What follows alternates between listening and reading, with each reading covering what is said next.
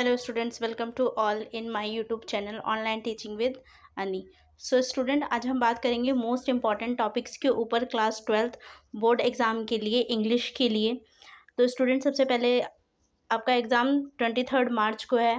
अभी जानते हैं कि बहुत ज़्यादा टाइम नहीं बचा, मुश्किल से 2 से 3 दिन आपके पास हैं। तो इतनी जल्दी में हम कैसे अपने पूरे सिलेबस को रिवाइज़ कर लें और कैसे बहुत अच्छे से स्कोर ला पाएँ, उसके लिए मैंने कुछ इंपॉर्टेंट टॉपिक आपको सजेस्ट किए हैं, आप उसे कर लें। जैसे कि पहले हमने पेपर की ही बात करते हैं कि हमारा पेपर का स्टार्टिंग कैसा है। तो जो आपका पेपर होगा वो 3 सेक्शन में आएगा, सेक्शन ए, सेक्शन बी और सेक्शन सी। सेक्शन ए जो है वो रीडिंग सेक्शन होगा, जिसके अंदर 2 अनसीन पैसेज आएँगे और ये दोनों अनसीन पैसेज कितने-कितने मार्क्स के होंगे? 10-10 मार्क्स के होंगे, 10 मार्क्स के। ठीक है स्टूडेंट्स, और इसमें भी जो ये 10 मार्क है, इसमें से 7 मार्क का तो होगा जो वो आपका सिंपल ही होगा। बच गए 3 मार्क, तो वो कहाँ जाएंगे? 1 मार्क जो होगा वो ज़्यादातर आपका थीम पे बेस्ड होगा कि आपसे उसी पैसेज का थीम पूछा जाएगा। बाकी जो 2 नंबर बचे वो आपके एंटोनियम के या फिर समझ लें आप सिनोनियम के। एंटोनियम का मतलब होता है अपोजिट वर्ड, सिनोनियम का मतलब होता है सिमिलर मीनिंग के लिए। तो इस पे बेस्ड आपका क्वेश्चन होगा। स्टूडेंट्स, अनसीन पैसेज के लिए मैं थोड़ा-सा आपको सजेशन देना चाहूँगी कि आप जब अनसीन पैसेज को सॉल्व करें तो सबसे पहले क्वेश्चन को पढ़ लें। क्वेश्चन को पढ़ने के बाद फिर आप पैसेज को पढ़ें। इससे होगा क्या कि जब आप पैसेज को पढ़ेंगे तो कहीं न कहीं आपके दिमाग में जैसे ही वो क्वेश्चन वाला वर्ड दिखेगा आपको, तो वो स्ट्राइक करेगा कि हाँ, आपने ये चीज़ पढ़ी थी और आप जेनुइनली उसमें ज़्यादा फोकस लगा पाएँगे। आपको बार-बार पीछे जाके क्वेश्चन को देखने की ज़रूरत नहीं पड़ेगी। आते हैं हम अपने सेक्शन बी पे।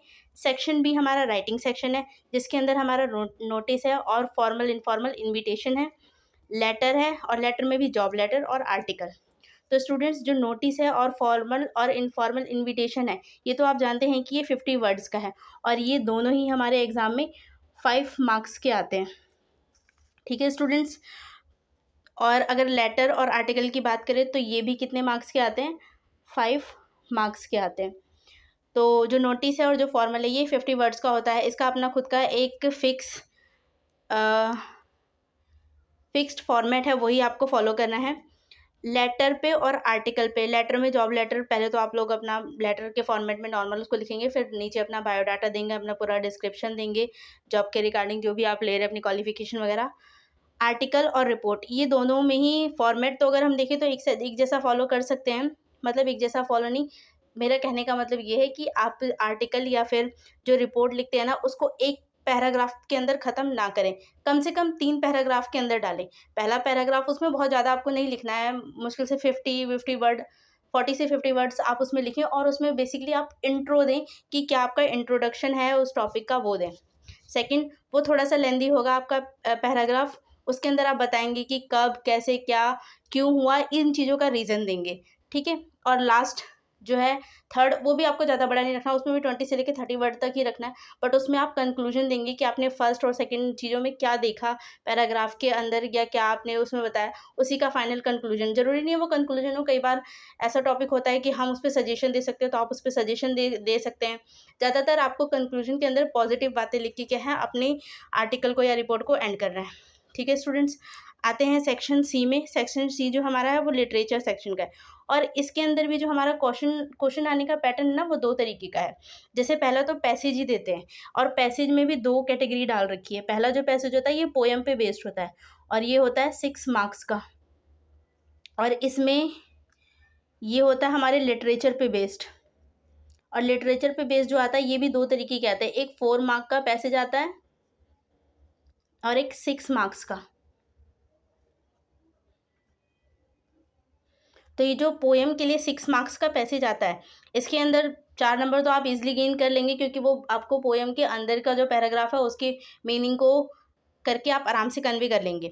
लेकिन बाकी जो 2 नंबर बचे उसमें 1 नंबर जो होगा वो आपसे कैसे होगा, 4 नंबर तो आपके नॉर्मल ही होंगे, नॉर्मल बातें आपसे पूछी गई होंगी जो कि उसमें होगा पैसेज के अंदर। और बाकी जो 1 नंबर और पहला जो 1 नंबर है ये ज़्यादातर आपसे पोएट्रिक डिवाइस पूछता है, पोएट्रिक डिवाइस। और जो नेक्स्ट है इसमें आपसे क्या पूछता है, इसमें आपसे सिमिलर वर्ड पूछ लेगा या फिर एंटोनियम कह लूँ मैं इसे, या फिर सिनोनियम, ये आपसे पूछ लेगा। ठीक है स्टूडेंट्स। और लिटरेचर वाले में ये जो 4 नंबर का होगा ये तो काफ़ी इजी रहेगा, इसमें आप पैसेज से इजीली क्या है मार्क्स गेन कर लेंगे, ये ईजी रहेगा आपके लिए, इतना टफ नहीं रहेगा। बात करते हैं 6 मार्क्स वाले पैसेज की, तो इसमें भी सेम फॉर्मेट, 4 मार्क्स तो आप इजीली गेन कर लेंगे क्योंकि ये इसी पैसेज के बेस पे ही होगा। बाकी जो 2 नंबर बचेंगे इसमें आपसे चैप्टर के अंदर एंटोनियम सिनोनियम पूछ सकता है या फिर आपसे थीम पूछ लेगा। ठीक है स्टूडेंट्स, 1 नंबर इसका और 1 नंबर इसका। ठीक है स्टूडेंट्स, तो लिटरेचर सेक्शन में भी जो क्वेश्चंस आते हैं वो 2 तरीके से, एक तो पैसेज के फॉर्म में पूछता है, पैसेज में भी पोएम और लिटरेचर, और पोएम पे एक आता है पैसेज 6 मार्क्स का, उसका मैंने आपको बता दिया बाइफिकेशन क्या है मार्क्स का। लिटरेचर में एक 4 नंबर का पैसेज होगा और एक 6 मार्क्स का पैसेज होगा। जो 4 वाला होगा वो काफ़ी ईजी रहेगा, आप बहुत ईजिली कर लेंगे। जो 6 मार्क्स का होगा उसमें भी 4 नंबर बहुत ईजिली आप गेन कर लेंगे। बाकी एक ही नंबर आपका एंटोनियम सिनोनियम पे चला जाएगा और 1 नंबर आपका थीम पे बेस्ड आएगा। ठीक है स्टूडेंट्स, आगे बढ़ते हो। और इसका जो सेकंड है, ये तो मैंने बताया लिटरेचर में फर्स्ट जो क्वेश्चन पूछने का तरीका होता है ये फर्स्ट इस तरीके का होता है। सेकंड क्या होता है, सेकंड भी जो यूज़ करते हैं उसमें क्वेश्चन आंसर पे बेस्ड क्वेश्चन पूछे जाते हैं। इसमें शॉर्ट आंसर क्वेश्चन होते हैं और लॉन्ग आंसर क्वेश्चन होते हैं। जो शॉर्ट आंसर क्वेश्चन होते हैं ये भी कितने होते हैं, 7 क्वेश्चंस होते हैं और वो भी 2 मार्क्स के। तो और ये हो गए 14 मार्क्स। और लॉन्ग आंसर क्वेश्चन जो होते हैं ये कितने मार्क्स के होते हैं, तो ये होता है 5 मार्क्स का। ठीक है स्टूडेंट्स, तो आपका जो क्वेश्चन था वो 3 सेक्शन में डिवाइडेड था, मैंने तीनों सेक्शन के बारे में आपको बता दिया। जैसे कि ए सेक्शन जो है ये होता है 20 मार्क्स का, सेक्शन बी जो होता है ये भी होता है 20 मार्क्स का, सेक्शन सी जो होता है ये होता है 40 मार्क्स का। ठीक है स्टूडेंट्स, और इसमें 40 मार्क्स में भी पैसेज के फॉर्म में क्वेश्चन पूछे जाते हैं और शॉर्ट और लॉन्ग क्वेश्चन के बेस पे क्वेश्चन पूछे। स्टूडेंट्स मैंने कुछ इंपॉर्टेंट चैप्टर आपको यहाँ पे लिख के दिए हैं। ये जो शॉर्ट आंसर क्वेश्चन पूछे जाते हैं और जो लॉन्ग आंसर क्वेश्चन 5 मार्क्स का पूछा जाता है, इसके लिए मैंने कुछ इंपॉर्टेंट टॉपिक बताए। जैसे फ्लेमिंगो के लिए मैंने 5 आपको इंपॉर्टेंट चैप्टर बताया और इन 5 में भी फर्स्ट जो 3 हैं ये बहुत ज़्यादा इंपॉर्टेंट है। ठीक है, और अगर इसके बाद भी आप एक्सेस करना चाहें तो आप इन दोनों को करें, रेड ट्रैप को और लॉस्ट स्प्रिंग को। ठीक है, आगे आते हैं पोएम पे। तो पोएम में ये 3 पोएम बहुत ज़्यादा इंपॉर्टेंट है, ये आपको करना ही पड़ेगा, आप इसको स्किप नहीं कर सकते, फर्स्ट सेकंड और थर्ड।